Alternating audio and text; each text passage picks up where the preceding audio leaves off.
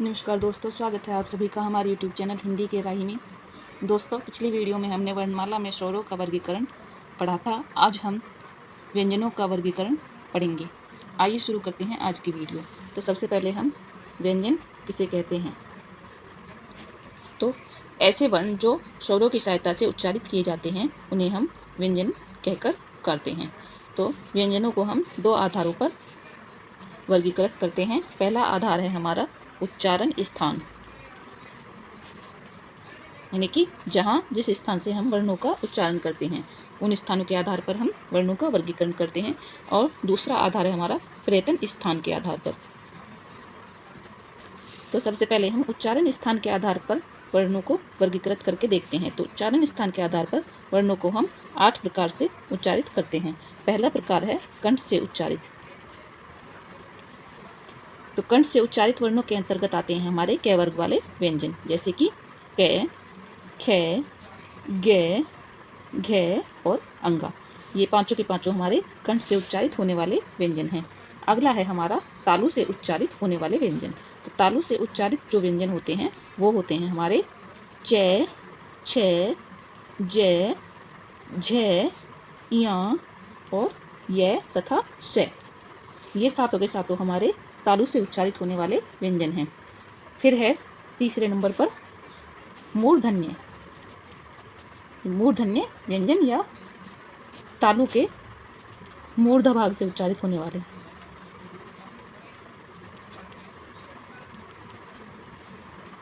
तालु के मूर्ध भाग से उच्चारित होने वाले जो व्यंजन होते हैं वो होते हैं हमारे ठ वर्ग वाले या ट वर्ग वाले व्यंजन, जैसे ट, ठ, ड, ढ और अना तथा श।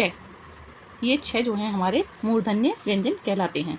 चौथे नंबर पर हमारे आते हैं वत्स्यर या फिर दंतमूल से उच्चारित होने वाले व्यंजन। तो दंतमूल से जो हमारे उच्चारित होने वाले व्यंजन होते हैं वो होते हैं हमारे न, स, र तथा ल। ये चारों के चारों हमारे दंतमूल व्यंजन कहलाते हैं। पांचवें नंबर पर हमारे आते हैं दंते व्यंजन।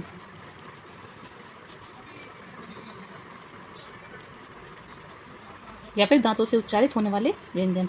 तो दंते व्यंजन में हमारे आते हैं त, थ, द तथा ध। चारों हमारे दंते व्यंजन कहलाएंगे। फिर है हमारे छठे नंबर पर ओष्ठे या होठों से होने वाले उच्चारित होने वाले व्यंजन, ओष्ठे व्यंजन। ओष्ठे व्यंजनों के अंतर्गत हमारे प वर्ग वाले व्यंजन प, फ, ब, भ तथा मैं। ये सभी व्यंजन हमारे होठों से उच्चारित होने वाले व्यंजन हैं। सातवें नंबर पर हमारे आते हैं दंत ओष्ठे व्यंजन, जो दांतों और होठों की सहायता से उच्चारित होते हैं। यानी कि इसमें निचले ओठ और ऊपर वाले दांतों का उपयोग होता है, तब जाके ये हमारे मुख से उच्चारित होते हैं। ऐसे व्यंजनों में व तथा फ, ये दोनों व्यंजन हमारे दंतोष्ठ व्यंजन कहलाएंगे। आठवें नंबर पर और आखिरी है हमारे स्वर यंत्रीय। स्वर यंत्रीय, स्वर यंत्रीय या फिर इन्हें हम काकल्य भी कहते हैं। तो काकल्य व्यंजन हमारे कहलाते हैं, जो क वर्ण है वो हमारा काकल्य व्यंजन कहलाता है। दूसरे नंबर पर हमारे आते हैं पर्यटन के आधार पर जो विभाजन किया गया है। तो पर्यटन के आधार पर व्यंजनों को हम दो ढंग से विभाजित करते हैं। पहला है अभ्यंतर पर्यटन। पहला है अभ्यंतर पर्यटन के आधार पर, तथा दूसरे नंबर पर हमारा आता है बाह्य पर्यटन के आधार पर।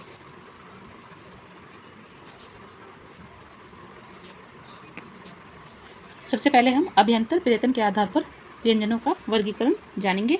तो अभ्यंतर पर्यटन के आधार पर व्यंजनों को हम इस प्रकार बांटेंगे। सबसे पहले होंगे हमारे स्पर्श व्यंजन। स्पर्श व्यंजनों के अंतर्गत हमारे 25 व्यंजन आएंगे, जो कि हमारे क वर्ण से लेकर के मैं वर्ण तक की वर्णमाला में जो भी क्रम है वह हमारा अभ्यंतर पर्यटन के स्पर्श व्यंजन के अंतर्गत आएंगे, जैसे कि क वर्ग, क, ख, ग, घ, घ ये। उसके बाद हमारा च वर्ग, च, छ, ज, झ, य तथा उसके बाद ट वर्ग ट, ठ, ड, ढ, अण, और उसके बाद आता है हमारा तय वर्ग, तय थे, दे धे न। उसके बाद आता है हमारा पै वर्ग। तो ये पांचों के पांचों जो हमारे वर्ग होते हैं ये हमारे स्पर्श व्यंजन के अंतर्गत आते हैं। दूसरे नंबर पर इस अभ्यंतर प्रयत्न में हमारे आते हैं अंतस्थ व्यंजन। अंतस्थ व्यंजन, अंतस्थ व्यंजन के अंतर्गत हमारे 4 व्यंजनों को सम्मिलित किया गया है, जो कि य, रे, ले तथा वे। ये चारों हमारे अंतस्थ व्यंजन के अंतर्गत आते हैं। तीसरे नंबर पर आते हैं हमारे ऊष्म व्यंजन। ऊष्म व्यंजन, ऊष्म व्यंजन में आते हैं हमारे श, श, से तथा है। ये चारों के चारों हमारे ऊष्म व्यंजन कहलाते हैं। चौथे नंबर पर है अर्ध स्वर, यानी कि जो कि ना पूरे स्वर हैं और ना ही पूरे व्यंजन हैं, इन्हें बीच में ही माना गया है। इन्हें स्वरों की भी वर्णमाला में माना जाता है और व्यंजनों की वर्णमाला भी माना जाता है। ये हमारे ये तथा वे। पांचवें नंबर पर है पार्श्विक स्वर, पार्श्विक व्यंजन, पार्श्विक व्यंजन।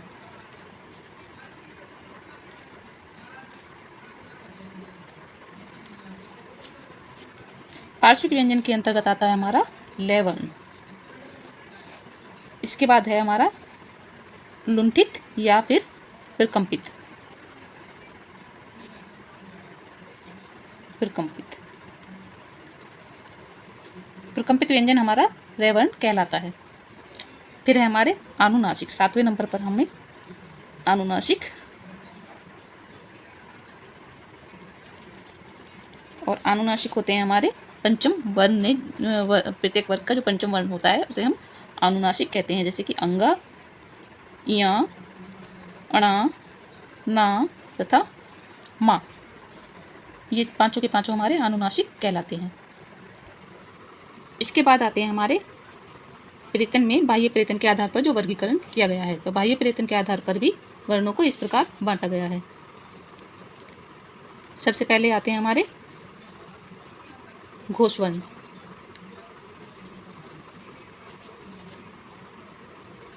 घोष वर्ण वो होते हैं जिनमें वायु हमारे मुख के भागों को स्पर्श करती हुई, घर्षण करती हुई निकलती है। तो प्रत्येक वर्ग का पहला तथा दूसरा, प्रत्येक वर्ग का प्रथम और द्वितीय वर्ण, जैसे कि क वर्ग में हमारा क तथा ख, पै वर्ग में पै तथा फै, च वर्ग में च और छ, और ट वर्ग में ट ठठा तथा ठ। ये दोनों हमारे पहले, हर वर्ग के पहले 2 अक्षर जो होंगे, पहले 2 वर्ण जो होंगे वो हमारे घोष वर्ण कहलाएंगे। ऐसे ही अघोष वर्ण,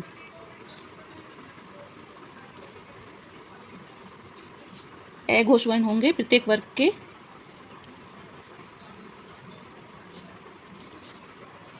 तीसरे,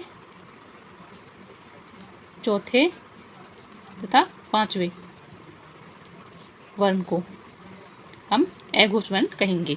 इसी प्रकार हमारे महाप्राण, महाप्राण वर्ण होंगे जो कि प्रत्येक वर्ग का दूसरा तथा चौथा, प्रत्येक वर्ग का दूसरा और चौथा वर्ण हमारा महाप्राण वर्ण कहलाएगा। और अल्पप्राण वर्ण, अल्पप्राण वर्ण होंगे हमारे प्रत्येक वर्ग के पहला, तीसरा और 5वां वर्ण। ये हमारे अल्पप्राण वर्ण कहलाएंगे। अगली वीडियो में हम इन्हें डिटेल से बताएंगे। धन्यवाद।